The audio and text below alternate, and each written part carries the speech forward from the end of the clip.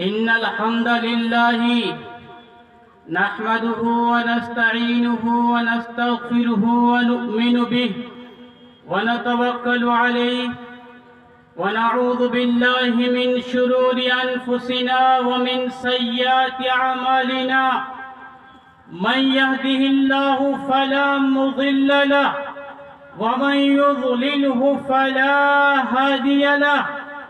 ونشهد أن لا إله إلا الله وحده لا شريك له ونشهد أن سيدنا ومولانا محمدا عبده ورسوله أما بعد فأعوذ بالله من الشيطان الرجيم بسم الله الرحمن الرحيم ألف لام ميم ذلك الكتاب لا ريب فيه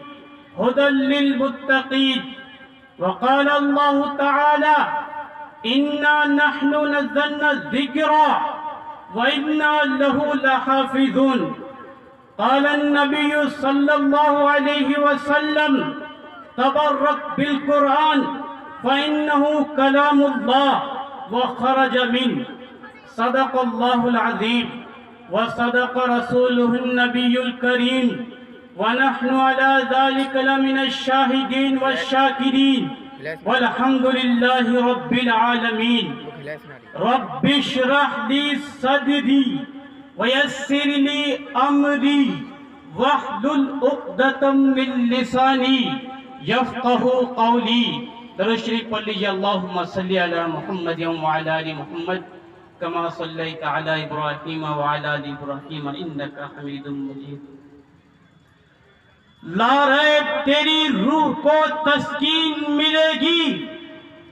لا ریب تیری روح کو تسکین ملے گی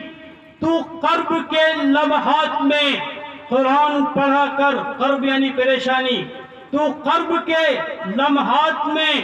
قرآن پڑھا کر اور اقبال تجھے مل جائے گا جینے کا قرینہ اقبال تجھے مل جائے گا جینے کا قرینہ تو سرور کونین کا فرمان پڑھا کر اور مسلمانوں کسی شاعر نے کیا خوب کہا ہے کہ مسلمانوں نہ گھبراؤ ابھی خدا کی شان باقی ہے مسلمانوں نہ گھبراؤ ابھی خدا کی شان باقی ہے اسلام زندہ ہے ابھی قرآن باقی ہے عزت مآب جناب صدر محترم اور اسٹیج پر تشریف فرما موقر معظم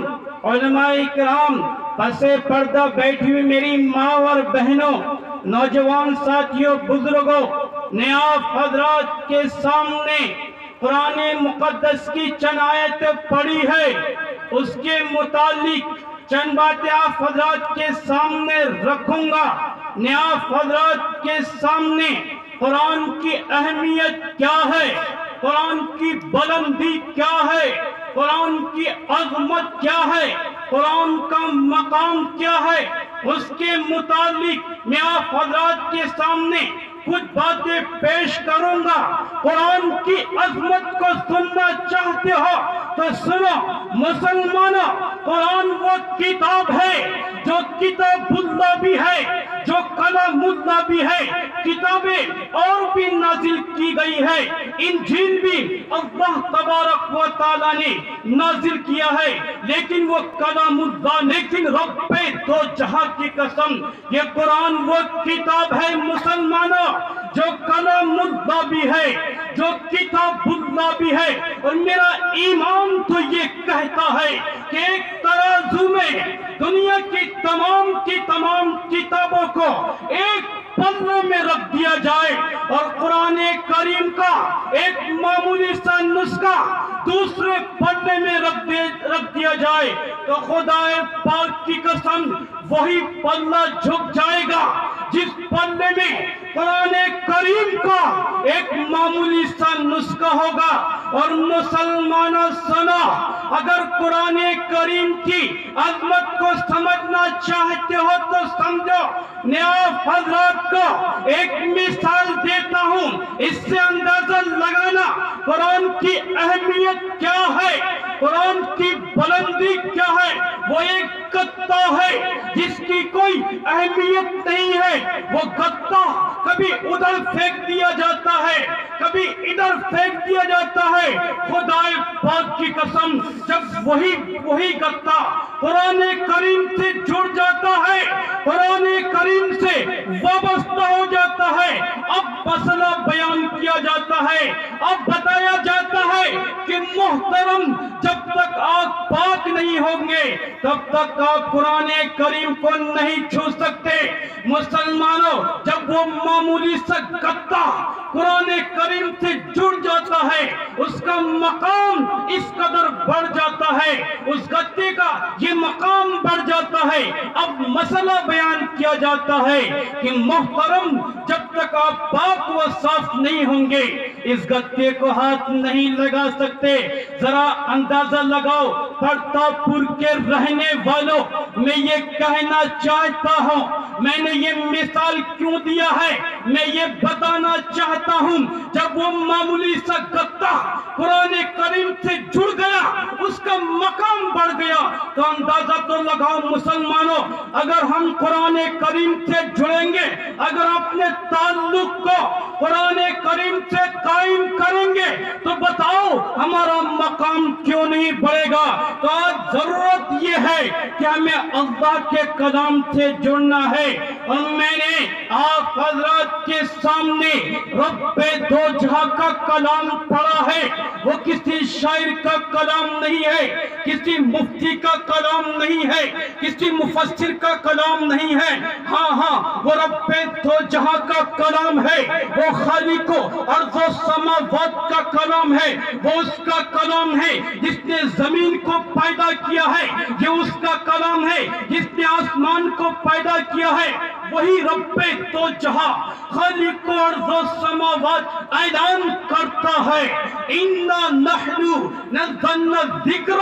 وَإِنَّا لَهُ لَحَافِظُونَ۔ ارے اس قرآن کریم کو ہم نے نازل کیا ہے، اور ہماری ذمہ داری ہے کہ ہم اس قرآن کریم کی حفاظت کریں۔ اگر کوئی دنیا کا لچکا،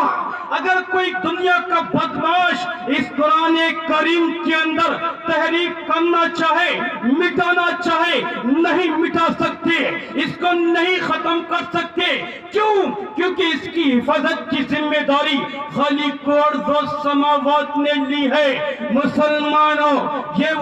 وہی وہ کلام ہے۔ مولانا علی میاں ندوی رحمت اللہ علیہ تحریر فرماتے ہیں، جب ہندوستان میں انگریز آتا ہے، انگریز نے ہندوستان کا جائزہ لیا کہ ہم ہندوستان کو کیسے فتح کر سکتے ہیں۔ ان کے ایجنسیوں نے اپنے سربراہوں کو جا کر باخبر کیا کہ جب تک تم ہندوستان سے قرآن کریم کو نہیں ختم کرو گے، علماء اکرام کو ختم نہیں کرو گے، تب تک تم قرآن کریم، تب تک تم ہندوستان کو فتح نہیں کر سکتے۔ مولانا علی میاں ندوی رحمت اللہ علیہ تحریر فرماتے ہیں، اسی لیے انگریز نے ہندوستان کے اندر تقریباً 3 لاکھ قرآن کریم کے نسخوں کو جلا دیا۔ پھر بھی یہ قرآن باقی ہے، اس قرآن کو کوئی مٹا نہیں سکتا ہے۔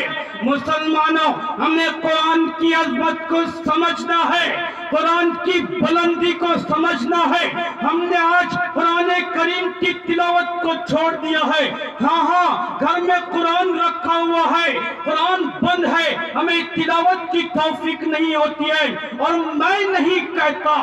آمنہ کا لخت جگر کہتا ہے، وجہ تخلیق کائنات کہتا ہے، آمنہ کا لخت جگر کہتا ہے، تبرک بالقرآن فإنہ کلام اللہ۔ کہ مسلمانوں، اگر تم برکت چاہتے ہو تو رب دو جہاں کا کلام تمہیں پڑھنا ہوگا، خالق ارض و سماوات کا کلام تمہیں پڑھنا ہوگا، اس کی تلاوت کرنی ہوگی، تبھی تم برکت کو حاصل کر سکتے ہو۔ آج لوگ یہ کہتے ہیں کہ ہمارے گھر میں برکت نہیں ہوتی ہے، 6-7 لڑکے کماتے ہیں، پھر بھی گھر میں برکت نہیں ہے۔ برکت برکت کہاں سے آئے گی؟ ہم نے قرآن کریم کی تلاوت کو چھوڑ دیا ہے، ہم قرآن کریم کی تلاوت نہیں کرتے ہیں۔ تو پردہ پور کے رہنے والوں، آج سچے دل سے یہ عزم کر لو کہ ہم اپنے گھروں کے اندر قرآن کریم کی تلاوت قرآن کریم کی تلاوت کریں گے۔ اور میں نہیں کہتا، بخاری شریف کی حدیث ہے، اللہ اللہ آمنہ کا لخت جگر جناب محمد رسول اللہ صلی اللہ علیہ وسلم فرماتے ہیں، جس گھر میں قرآن کریم کو پڑھا جاتا ہے، جس گھر کے اندر قرآن کریم کی تلاوت کی جاتی ہے، اس گھر کو رحمت کے فرشتے گھیر لیتے ہیں اور رحمتیں نازل کرتے رہتے ہیں۔ مسلمانوں، اگر تم اپنے گھروں سے جناتوں کو، شیطانوں کو بھگانا چاہتے ہو اور برکت چاہتے ہو تو اس کے لیے شرط یہ ہے کہ ہمیں قرآن کریم کی تلاوت کرنی پڑے گی۔ اور میں نہیں کہتا،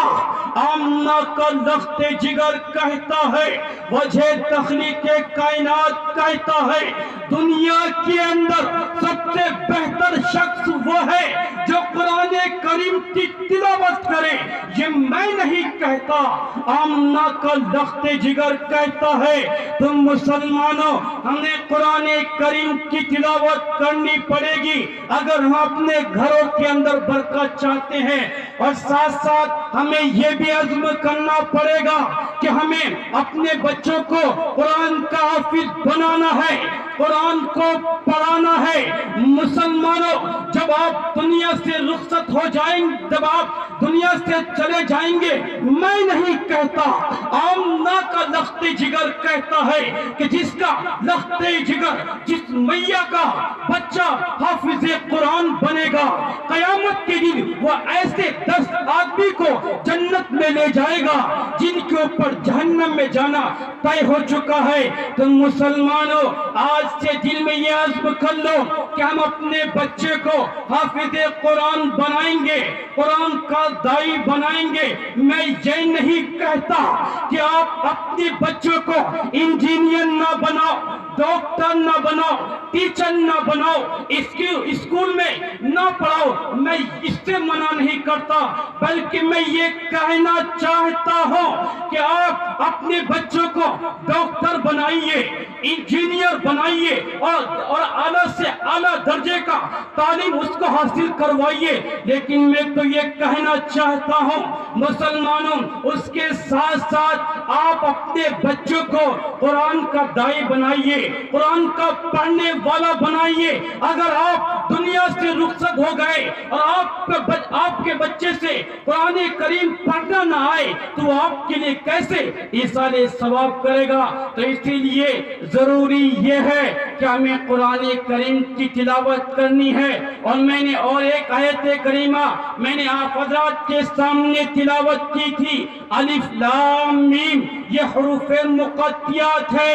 یہ حروف مقطعات ہے۔ ان کا ترجمہ، اس کی تفسیر کوئی نہیں بتا سکتا ہے، اور ہو سکتا ہے کہ اللہ تبارک و تعالیٰ نے جناب محمد رسول اللہ صلی اللہ علیہ وسلم کو بتلا دیا ہو، اور کسی مصلحت کے بنا پر آپ صلی اللہ علیہ وسلم نے اس کو واضح نہ کیا ہو۔ تو مسلمانوں، آگے رب دو جہاں کہتا ہے، ذالک الکتاب لا ریب فیہ، وہ کتاب جس میں شک کی کوئی گنجائش نہیں ہے۔ آسمان کی بلندی میں شک کیا جا سکتا ہے، زمین کی وسعت میں شک کیا جا سکتا ہے، دریا کی روانگی میں شک کیا جا سکتا ہے، پہاڑ کی قلابت میں شک کیا جا سکتا ہے، لیکن خدا پاک کی قسم جو رب دو جہاں نے کہہ دیا، ذالک الکتاب لا ریب فیہ، وہ کتاب جس میں شک و شبہ کی کوئی گنجائش نہیں۔ یہ وہ کلام ہے مسلمانوں، ہم نے قرآن کریم سے جڑنا ہے، قرآن کریم سے تعلق کو ہمیں قائم کرنا ہے۔ مسلمانوں، دشمن تو یہ چاہتا ہے کہ ہمارے بچے اسلام کی تعلیم سے ناواقف رہے، وہ اسلام کی تعلیم کو نہ جانے، اسی لیے لاک ڈاؤن لگایا جاتا ہے، اسی لیے قرآن کریم کو مدرسے کو بند کرنے کی سازش رچی جا رہی ہے۔ لیکن مسلمانوں، ہمیں یہ طے کرنا ہے